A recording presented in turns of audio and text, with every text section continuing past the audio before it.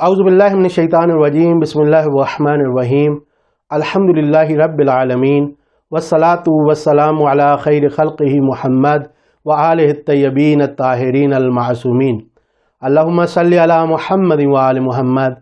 ناظرین گرامی قدر، مومنین محترم، السلام علیکم ورحمۃ اللہ وبرکاتہ۔ اللہ تعالیٰ سے امید ہے اور دعا ہے کہ آپ سب بخیر و عافیت ہوں گے۔ جیسا کہ آپ جانتے ہیں کہ یہ ایام امام خمینی کی 31ویں برسی کے ایام ہیں۔ امام خمینی کو ہم سے جدا ہوئے 31 سال ہو چکے ہیں، لیکن اس کے باوجود دل ابھی بھی امام خمینی کی طرف کھینچے چلے آ رہے ہیں۔ ابھی بھی دلوں میں امام خمینی کے لیے ایک کشش موجود ہے۔ آپ کی جاذبیت، آپ کی کشش آج بھی دلوں میں آپ کا عشق اور آپ کی محبت کو جگائے ہوئے ہے۔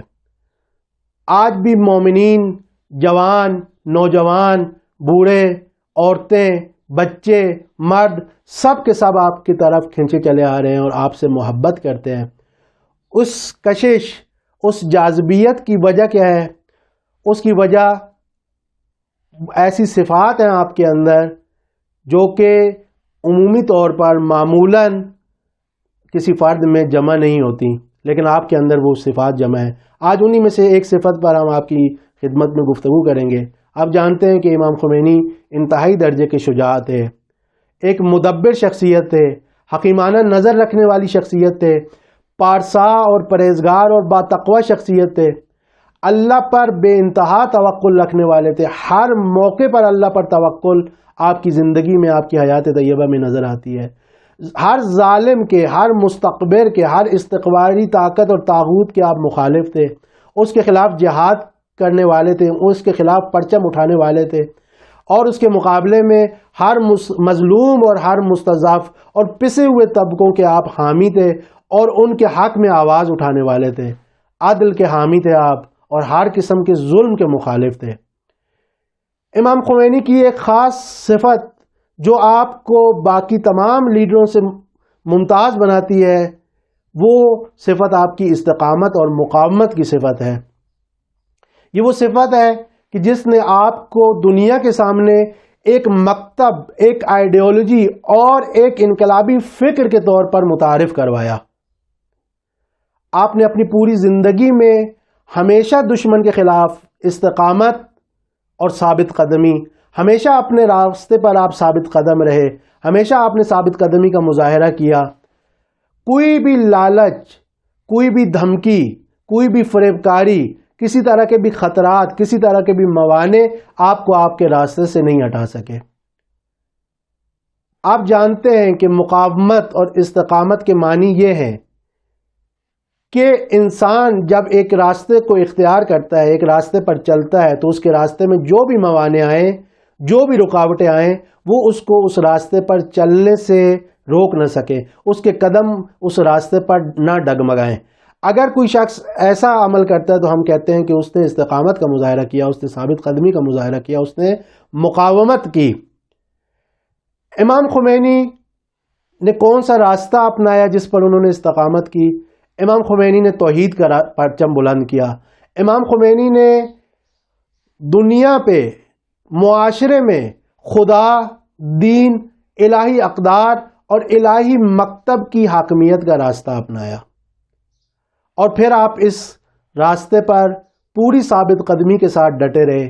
کسی جگہ آپ کے قدم ڈگمگائے نہیں، کسی جگہ آپ نے پسپائی اختیار نہیں کی، اور جب آپ داخلی طاغوتوں کے خلاف اور خارجی طاغوتوں کے خلاف استقامت کے بعد انقلاب اسلامی کو کامیابی سے ہمکنار کر چکے، تو آپ نے یہ اعلان کیا کہ نہ ہم کسی پر ظلم کریں گے اور نہ ہی ظلم سہیں گے۔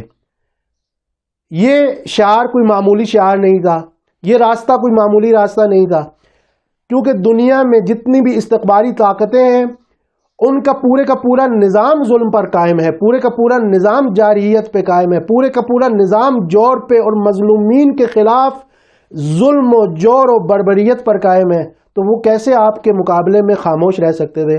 لہٰذا پوری دنیا کے مستقبرین آپ کے ساتھ دشمنی پر اتر آئے، آپ کے خلاف ڈٹ گئے، لیکن پوری دنیا کی دشمنی بھی امام خمینی کو ان کے راستے سے ہٹا نہیں سکی، ان کے قدموں کو روک نہیں سکی، ان کی ثابت قدمی کو ختم نہ کر سکی۔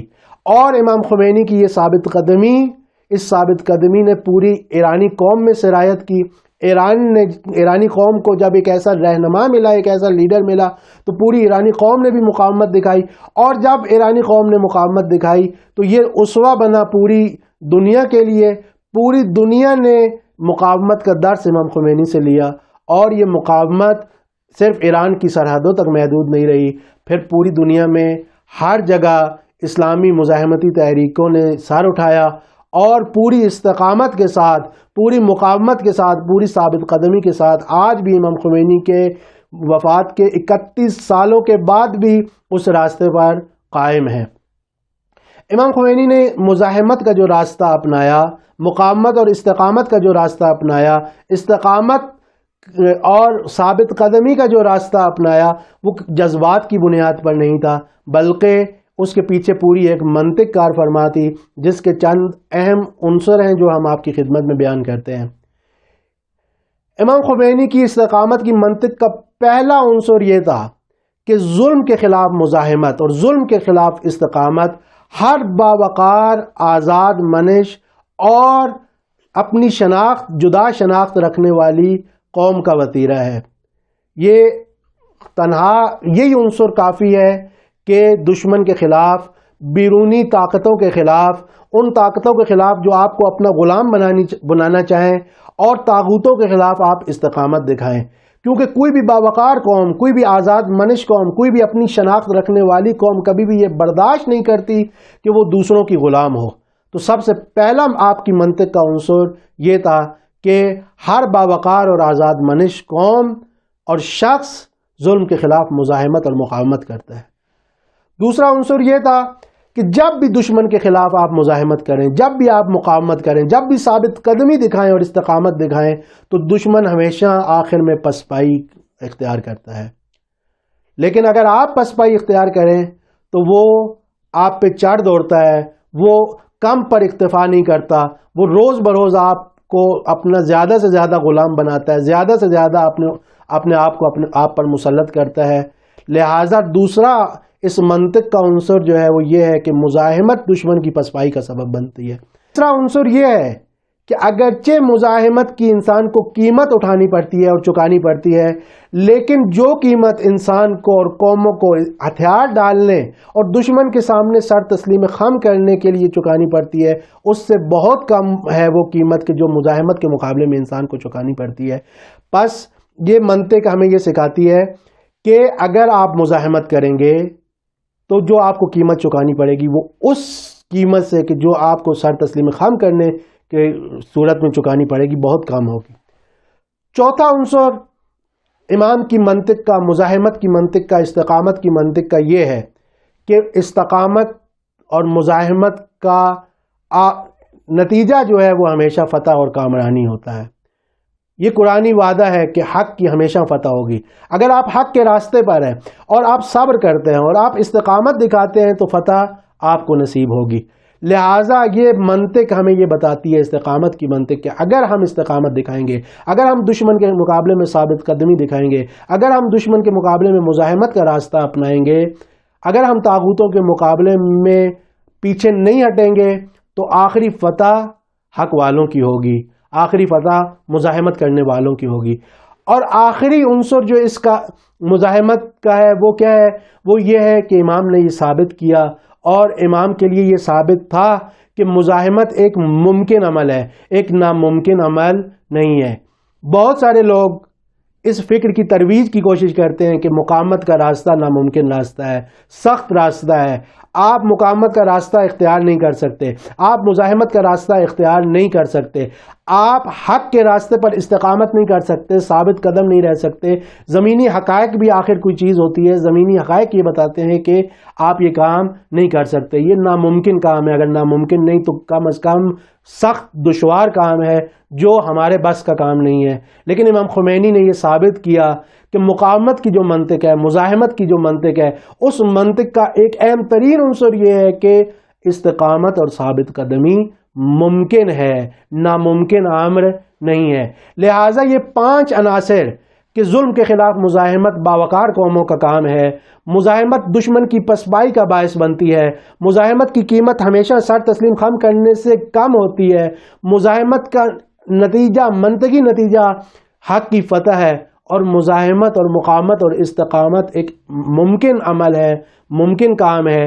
اس منطق کا نتیجہ ہم نے دیکھا کہ امام خمینی کی مزاحمت کے نتیجے میں آج پوری دنیا میں مزاحمتی تحریکیں کامیاب ہیں، اور اللہ تعالیٰ کا شکر ہے کہ ہم ایک ایسے دور میں ہیں کہ جو اسلام کی فتح کا دور ہے، ایک ایسا دور ہے کہ جس میں اسلام کے دشمن پسپا ہو رہے ہیں، جس میں آج اسلام کے دشمن عقب نشینی کر رہے ہیں۔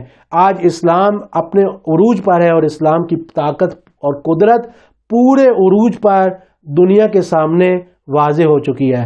اللہ تعالیٰ سے دعا ہے کہ وہ ہمیں حق کا راستہ اپنانے کی توفیق عطا فرمائے، اور اس کے بعد ہمیں حق کے راستے پر استقامت کے ساتھ اور ثابت قدمی کے ساتھ ڈٹے رہنے کی توفیق عطا فرمائے۔ والسلام علیکم ورحمۃ اللہ وبرکاتہ۔